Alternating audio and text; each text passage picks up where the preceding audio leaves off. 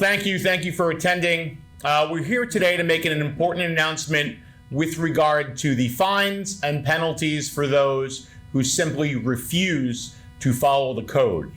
Fines and penalties for those who understand, or I should say, don't want to understand, that people in the town of Brookhaven deserve to live in clean, safe, orderly neighborhoods. I can tell you every week we get reports from our building department, fire marshals, from our fire departments, where there are fires in unsafe housing. Each council member, all 6 of them behind me, their offices are inundated with calls about illegal rentals, houses that are becoming party houses near adjoining universities, slum houses. The list goes on. And collectively, with our law department, we looked at what our existing fines and penalties are, and those fines and penalties now, this legislation which is being introduced, come on up, Corinne. Come on up, Corinne. And is going to go into effect after the town board public hearing. Welcome. Thank you for coming. This will go into effect, and what you see on the easels will be the starting off point, which is in the thousands.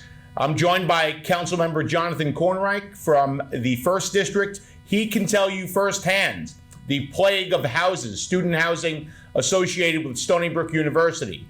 Councilwoman Jane Bonner, the longest serving council member on this board, can tell you about the problems she deals with in Rocky Point and Sound Beach.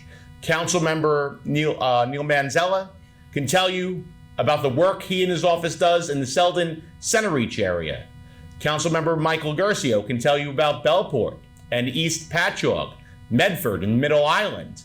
Councilmember Neil Foley can also tell you about East Patchogue, Medford, and Councilwoman Karen Dunn-Kesnig can tell you about all of the work her and her office does in the Mastic Shirley, Mastic Beach area. These are areas that I've highlighted, but are in no way single areas. There are other areas where you would at least expect, or perhaps not expect, to see illegal housing that pop up and are addressed by our law department and our town council members every single day. So when this legislation passes, you're no longer going to be fined $500.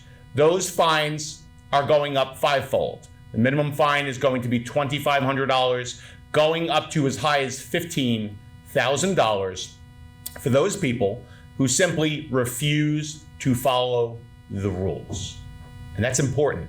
It's important because the people that we represent in Brookhaven Town, who pay a great deal of taxes, although 70% of those taxes are paid to the school districts, expect to live in clean, safe communities. That is what we want for our residents. That is what we expect in Brookhaven Town. Now, I'm joined by 3 legislators as well, and that's Legislator Jim Mazzarella from the 3rd District, the Majority Leader Nick Caracappa from the 4th District, and Dominic Thorne from the 7th District. I'm going to invite Legislator Mazzarella to the podium to talk about what he and his colleagues are taking on at the county level to help partner with the town of Brookhaven in our effort to ensure that our residents, our mutual constituency, has clean, safe neighborhoods and clean, safe housing to live in. Excuse me, sir. Thank you, Supervisor. As you heard from the Supervisor, this is a problem not only of quality of life, this is a problem of safety. And in my district, we're coming across houses that are overcrowded, and not overcrowded with persons that are related to each other, overcrowded with persons that are unrelated. That's where the county is going to step in. I'm going to work with my colleagues, Legislator Caracappa and Legislator Thorne. We're going to craft some legislation to make sure that any housing that is funded by Suffolk County is funded into a proper and code-enforced home that is safe, in that we are not putting people into these houses that are unrelated to each other. What we see as an occurrence over and over again is people that live in houses that are not related to each other end up in problems. We see these houses come on our radar screen over and over, and what we see are the same problems. We see EMS calls, we see police department calls that inundate neighborhoods and go directly to these homes. And again, the quality of life is,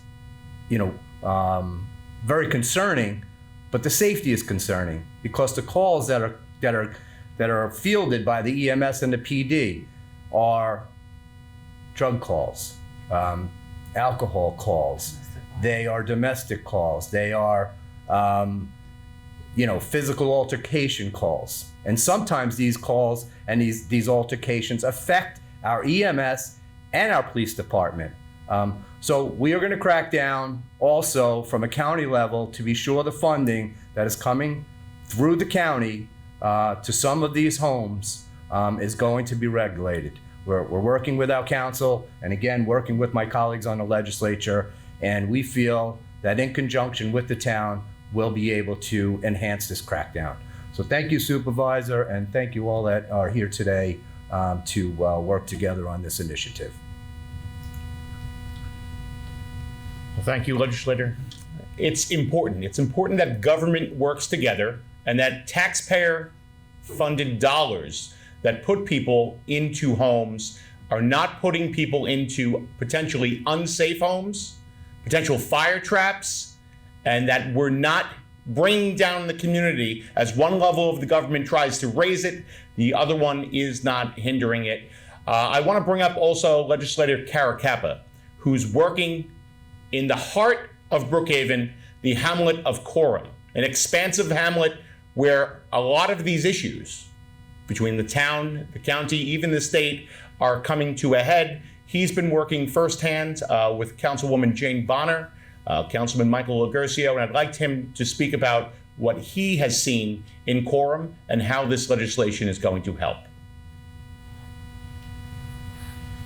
Thank you, Mr. Supervisor. Thank you all for being here today. This is a very important issue that's really impacting a lot of our communities throughout Brookhaven Town, Suffolk County. That's why we're together here today.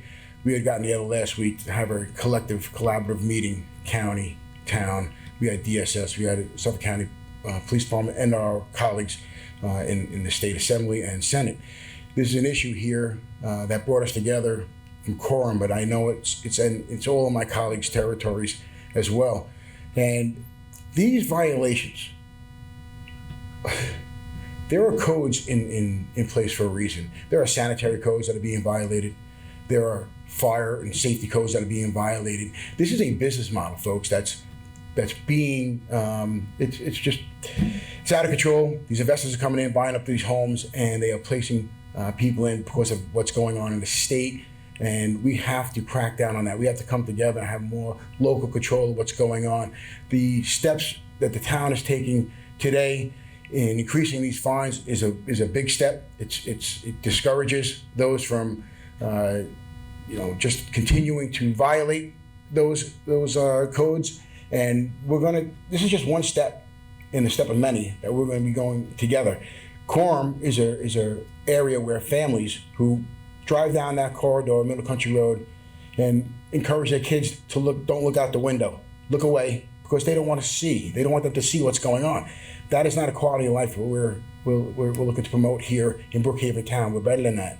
And we can no longer enable those who are taking advantage of the system, both on the owner side and the recipient side. We will work together and continue to crack down to bring a better quality of life, not only to the Coram area, but throughout Brookhaven Town.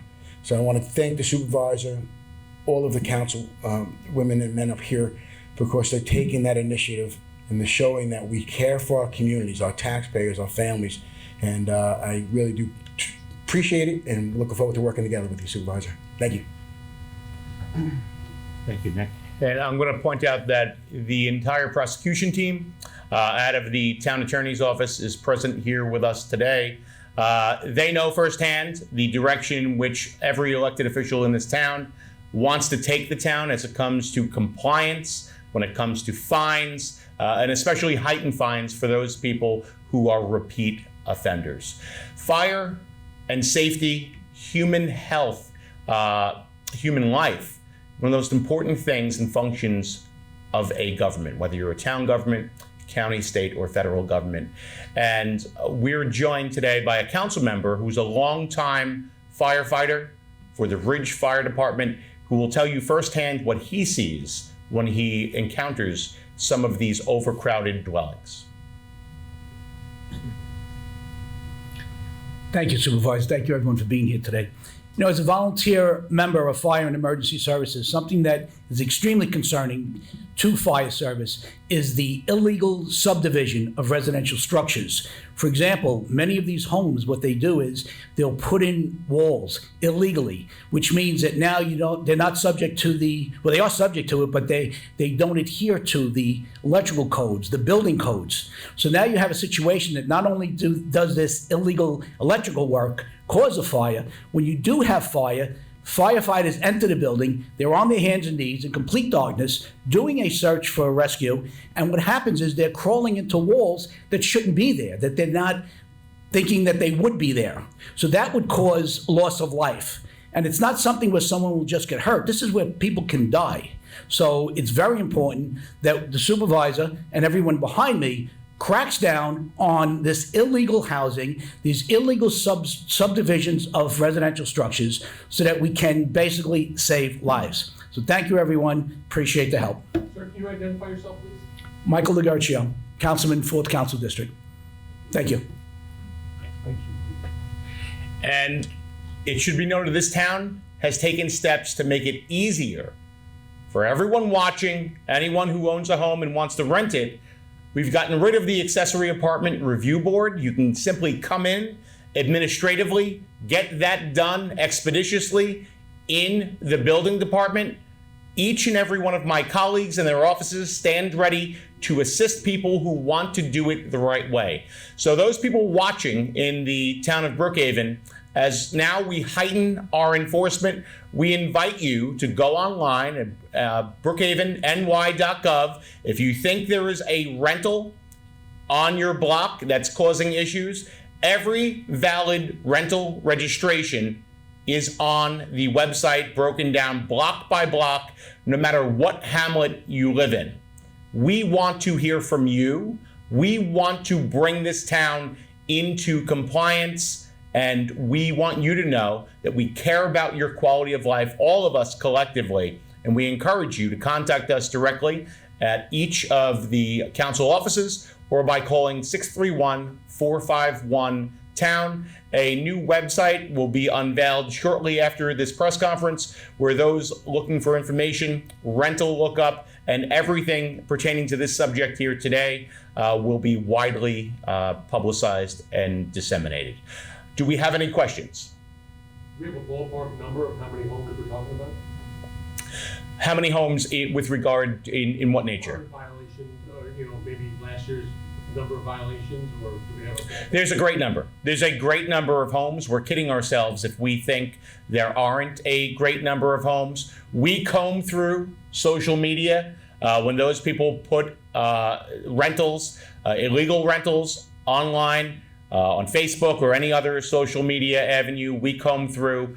We send investigators out at all hours of the day. I have authorized overtime for this endeavor. We do not want to find people. That is not the goal here. But you know what? It's no longer going to be the cost of doing business anymore, especially with the rents that these landlords are getting.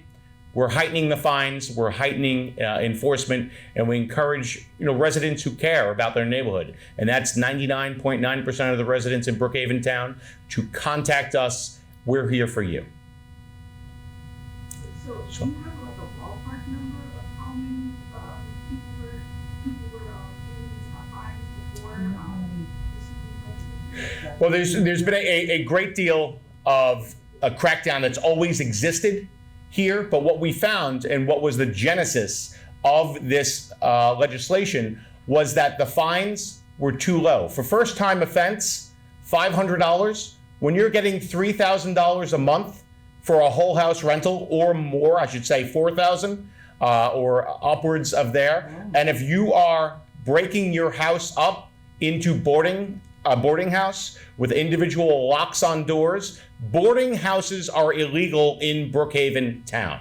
An accessory apartment must be owner occupied and be 1 bedroom. That is it.